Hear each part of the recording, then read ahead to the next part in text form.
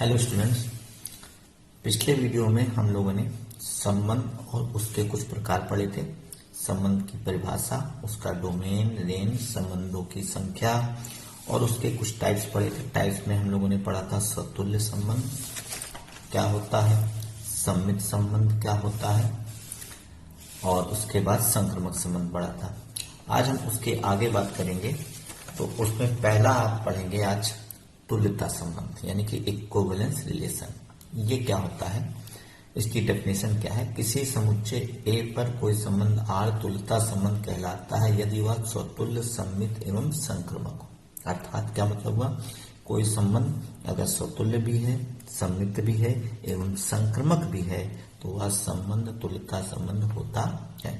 इनमें से कोई भी संबंध अगर मिस हुआ, मतलब उसमें वो ना पाया गया, तो वो तुल्यता संबंध नहीं होगा।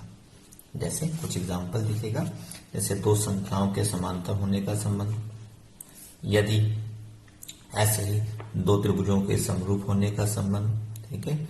इस तरह के संबंध जो होते हैं तुल्यता संबंध का पालन करते हैं। जैसे एक संबंध इस समुच्चय के अवयवों की मदद से बनाया गया 1 2 3, और आप देख सकते हैं एक संबंध बनाया गया जिसमें 1 1 2 2 3 3 1 2 2 1 लिया गया। ये एक तुल्यता संबंध है। कैसे है देख सकते हैं कि इसमें सारे इक्वल वाले एलिमेंट है, डबलेट है, मतलब 1 1 है, 2 2 है, 3 3 है। इसका मतलब ही स्वतुल्य है। स्वतुल्य की पहचान यही होती है कि उसके सारे इक्वल वाले, जितने भी समुच्चय में अवयव हैं उसके सारे इक्वल वाले होने चाहिए। तो इन तीनों के होने की वजह से ये स्वतुल्य है। और यहाँ पर 1 2 और 2 1 दोनों है, मतलब कोई भी क्रमित गुण हो उसका रिवर्स भी होना चाहिए, तो ये सम्मित है। और 1 का 2 से, 2 का 1 से, तो 1 का 1 से रिलेशन भी यहाँ बन रहा है। इसका मतलब पहले का दूसरे से, दूसरे का तीसरे से, तो पहले का तीसरे से बनना है। इसका मतलब ये संक्रामक भी है। तो चूंकि ये स्वतुल्य है, सम्मित एवं संक्रामक है, इसलिए ये क्या है, एक तुल्यता संबंध है। तो इस प्रकार से ये तुल्यता संबंध का क्या कर रहा है, पालन कर रहा है। तो ऐसे और भी एग्जाम्पल हो सकते हैं जिसको आप अपनी बुक से पढ़ेंगे ही आगे, और आप खुद भी घर पे बैठ के इसको सर्च कर सकते हैं कि तुल्यता संबंध के और कौन कौन से उदाहरण हो सकते हैं। हम इस पे आधारित कुछ न्यूमेरिकल प्रॉब्लम लेंगे, स्वतुल्य, सम्मित एवं संक्रामक पर आधारित। वो न्यूमेरिकल प्रॉब्लम क्या होंगे, तो आपकी प्रश्नावली आज शुरू कर रहे हैं। इसमें आपकी एनसीईआरटी की पहली एक्सरसाइज है, कक्षा 12 की गणित की 1.1।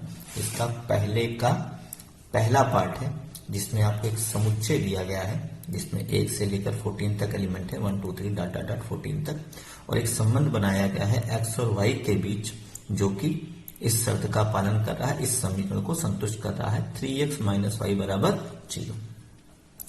तो आपको जांच करनी है कि यह संबंध स्वतुल्य, सम्मित एवं संक्रामक है कि नहीं है, इनमें से कौन सा है कौन सा नहीं है। तो ये संबंध का जो तरीका है लिखने का, इस तरह से ये सच दैट लगा है। इसको हम लोग बोलते हैं आपको नियम विधि या सेट होल्डर फॉर्म भी बोला जाता है, इसको समुच्चय निर्माण विधि के नाम से। तो आप जानते हैं समुच्चय को मेनली दो प्रकार से लिखा जाता है, आप सेट होल्डर फॉर्म यानी कि समुच्चय निर्माण विधि और उसकी रोस्टर विधि। तो सर्वप्रथम आप इसको रोस्टर फॉर्म यानी कि सारणी विधि में बदल लीजिए। इस संबंध के समुच्चय को कैसे बदलेंगे, 3x - y बराबर 0 है, तो हमने क्या किया, पहले रफ में गए, बगल में साइड में 3x - y बराबर 0, तो y का मान कितना आया 3x। x के मान आप इस समुच्चय से यहाँ रखिए, x का मान जैसे 1 रखा तो y का मान निकाल लीजिए 3 आएगा। ऐसे ही x का मान 2 रखिए तो y का मान 2 3 6 आएगा। ये जो मान इसको संतुष्ट कर रहे हैं उनका एक क्रमिक युग्म बना दीजिए। जैसे 1 रखने पर x का मान 1 रखने पर 3 आया था, 2 रखने पर 2 3 6 आया, 3 रखने पर 3 3 का 9 आया, और 4 रखने पर 12 आया, और 5 रखने पर 15 आएगा। चूंकि 15 इस समुच्चय में नहीं है इसलिए वो उसको छोड़ दिया गया।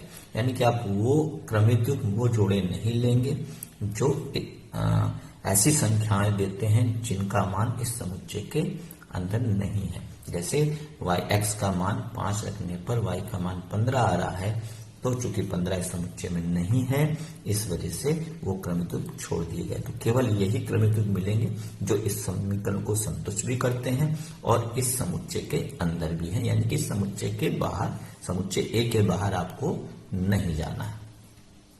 अब आपको इन क्रमिक युग्मों की जांच करनी है कि ये स्वतुल्य, सम्मित एवं संक्रामक है कि नहीं है। तो कैसे जांच करेंगे?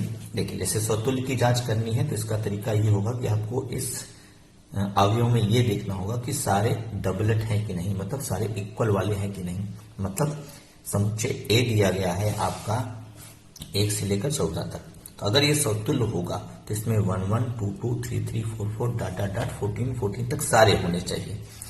1 1 भी होना चाहिए, 1 कामा 1, 2 2 भी होना चाहिए, यानी कि 1 कामा 1 भी इसको संतुष्ट करना चाहिए, 2 कामा 2 भी संतुष्ट करना चाहिए, डॉट डॉट डॉट ऐसे ही 14 कामा 14 संतुष्ट करना चाहिए। तो आप देखेंगे इनमें कोई भी नहीं है, वो ना तो 1 1 है ना तो 2 2 है, कोई भी नहीं है।